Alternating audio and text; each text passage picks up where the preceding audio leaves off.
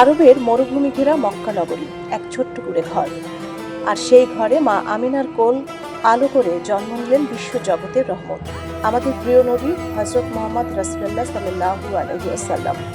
570 খ্রিস্টাব্দে 12 রবিউল আউয়ালের সেই ঐতিহাসিক দিন আলোয় ভরে উঠল পৃথিবী।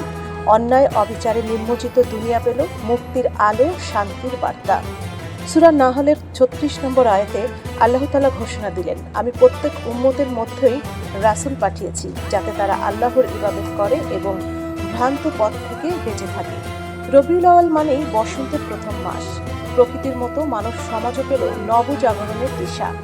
এ মাসেই আমাদের নবী সাল্লাল্লাহু আলাইহি সাল্লাম জন্মগ্রহণ করেছেন, মক্কা থেকে মদিনায় হিজরত করেছেন এবং এ মাসেই ইন্তেকালও করেছেন।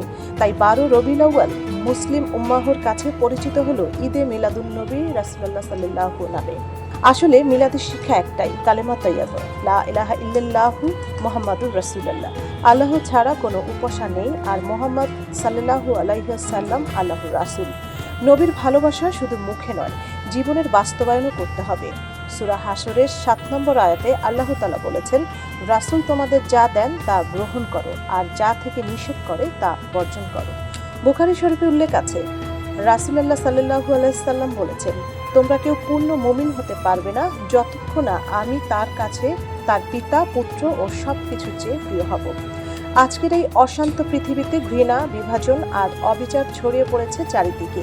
এই দুঃসময়ের একমাত্র মুক্তির পথ হলো বিশ্বনবীর শিক্ষা ও আদর্শে জীবন গড়ে তোলা।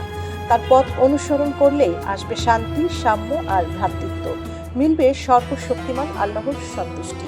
মিলাদুন নবী সাল্লাল্লাহু আলাইহি সাল্লাম আমাদের জন্য শুধু একটি দিবস নয়, এটি নবীর শিক্ষা আঁকড়ে ধরার এক মহা সুযোগ।